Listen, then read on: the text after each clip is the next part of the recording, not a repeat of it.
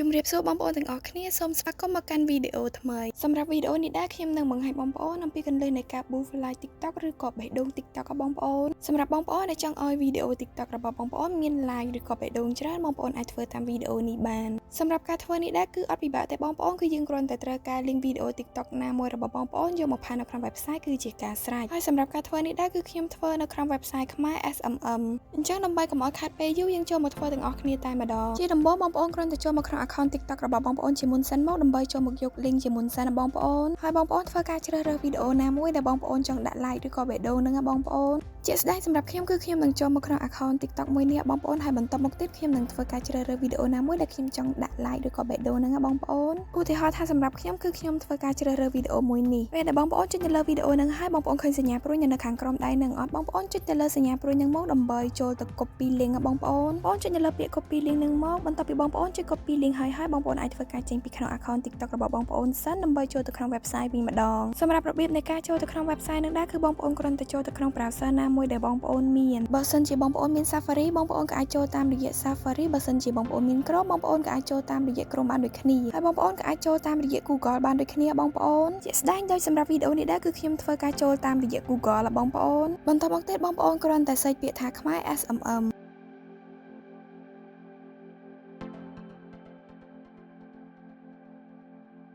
បងប្អូនចុចនៅសញ្ញា search នៅខាងក្រោមនេះមកហើយនៅខាងលើនេះដែរគឺជាដំណើរ link ចូលទៅក្នុង website របស់យើងតែម្ដងបងប្អូនចុចទៅតាម link នឹងមកដើម្បីចូលទៅក្នុង website របស់យើងផ្ទាល់តែម្ដងសម្រាប់បងប្អូនដែលបានចុចឈ្មោះចូលទៅក្នុង website ហើយនៅពេលដែលបងប្អូនចុចនៅតាម link អំបញ្ញមិញនឹងចេញ website បែបនេះមកបងប្អូនប៉ុន្តែសម្រាប់បងប្អូនដែលអត់ទាន់បានចុចឈ្មោះចូលទៅក្នុង website ទេបងប្អូនក៏អាចធ្វើការចុចឈ្មោះចូលទៅក្នុង website ដើម្បីអាចប្រើប្រាស់សេវាកម្មដែលមាននៅខាងក្នុង website នេះបានបងប្អូនហើយសម្រាប់ link អំពីរបៀបចុចឈ្មោះនិងរបៀបដាក់លុយចូលទៅក្នុង website ខ្ញុំនឹងធ្វើការដាក់ link ជូនបងប្អូននៅខាងក្រោមវីដេអូនេះតែម្ដងណាបងប្អូននៅក្នុង website នេះដែរគឺយើងមានសេវាកម្មជាច្រើនដែលបងប្អូនអាចធ្វើការជ្រើសរើសប្រើប្រាស់បានទៅតាមតម្រូវការរបស់បងប្អូនផ្ទាល់ប៉ុន្តែសម្រាប់វីដេអូនេះដែរគឺខ្ញុំនឹងបង្ហាញបងប្អូនអំពីសេវាកម្មដែលទាក់ទងជាមួយនឹង TikTok របស់បងប្អូនការ boost like ឬក៏បេះដូង TikTok របស់បងប្អូនអញ្ចឹងជំហានដំបូងបងប្អូនធ្វើការចុចនៅលើ logo TikTok នេះសិនមកហើយបន្តមកទៀតបងប្អូនអូសមកក្រោមដើម្បីចុចនៅកន្លែង category នេះបងប្អូនសម្រាប់កន្លែងនេះដែរគឺយើងមានសេវាកម្មជាច្រើនដែលទាក់ទងជាមួយនឹង TikTok របស់បងប្អូនជា TikTok Live TikTok High Speed TikTok New Update TikTok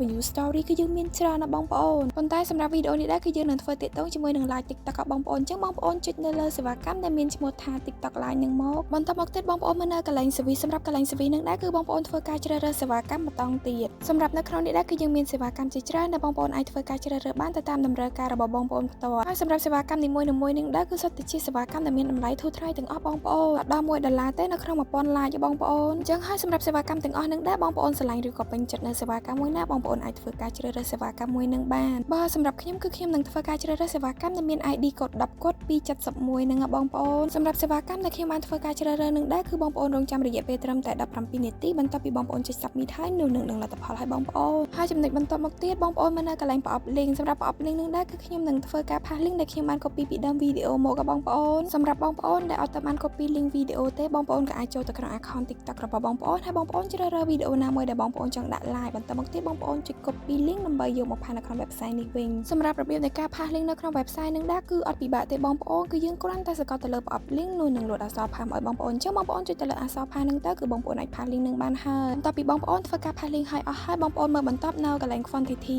សម្រាប់កន្លែងនេះដែរគឺបងប្អូនធ្វើការដាក់ចំនួន like ឬក៏ចំនួនបេះដូងដែលបងប្អូនចង់បានកន្លែងនេះដែរគឺបងប្អូនអាចដាក់បានចាប់ពី5 like រហូតដល់2លាន like បងប្អូននៅចន្លោះតួលេខនឹងដែរបងប្អូនចង់ដាក់ប៉ុន្មានក៏បានដែរអាស្រ័យទៅលើតម្រូវការរបស់បងប្អូនផ្ទាល់ប៉ុន្តែបងប្អូនត្រូវដឹងថាបងប្អូនអាចដាក់តិចបំផុតគឺត្រឹម5 like ហើយនឹងច្រើនបំផុតគឺត្រឹម2លាន like បងប្អូនប៉ុន្តែដោយសម្រាប់ខ្ញុំធ្វើវីដេអូបង្ហាញបងប្អូនអញ្ចឹងខ្ញុំអត់ដាក់ច្រើនទេបងប្អូនខ្ញុំដាក់ត្រឹមតែ5 like ទេបន្ទាប់ពីបងប្អូនដាក់នៅចំនួនដែលបងប្អូនចង់បានអស់ហើយបងប្អូនមើលនៅកន្លែងឆាតសម្រាប់កន្លែងឆាតនឹងដែរគឺវានឹងគិតលុយបងប្អូនស្រាប់តែម្ដងថានៅពេលដែលបងប្អូនដាក់ចំនួនប៉ុណ្ណេះតែបងប្អូននឹងត្រូវចំណាយលុយអស់ប៉ុន្មានណាបងប្អូនឧទាហរណ៍ថាសម្រាប់ខ្ញុំដាក់អស់ចំនួន5 like អញ្ចឹងនៅកន្លែងឆាតនឹងក៏គិតលុយឲ្យប៉ុណ្ណឹងបងប្អូនតែសម្រាប់កន្លែងឆាតនឹងដែរគឺជាស្ដែងវានឹងប្រែប្រួលទៅតាមចំនួនបេះដូងដែលបងប្អូនបានដាក់នៅខាងលើនឹងឧទាហរណ៍ថាបងប្អូនដាក់ចំនួនលើសពី5បងប្អូនដាក់10 20 30ឬក៏100 200អញ្ចឹងនៅកន្លែងហ្នឹងក៏គិតលុយឲ្យបងប្អូនទៅតាមនឹងដែរបងប្អូនហើយបន្ទាប់ពីបងប្អូនដាក់នៅចំនួនដែលបងប្អូនចង់បានអស់ហើយបងប្អូនគ្រាន់តែពិនិត្យមើលនៅសេវាកម្មខាងលើដែលបងប្អូនបានជ្រើសរើសម្ដងទៀតបងប្អូនពិនិត្យមើលនៅកន្លែង category link service quantity ថាត្រឹមត្រូវអស់ហើយឬនៅបើសិនជាត្រឹមត្រូវអស់ហើយបងប្អូនគ្រាន់តែចុចពាក្យថា submit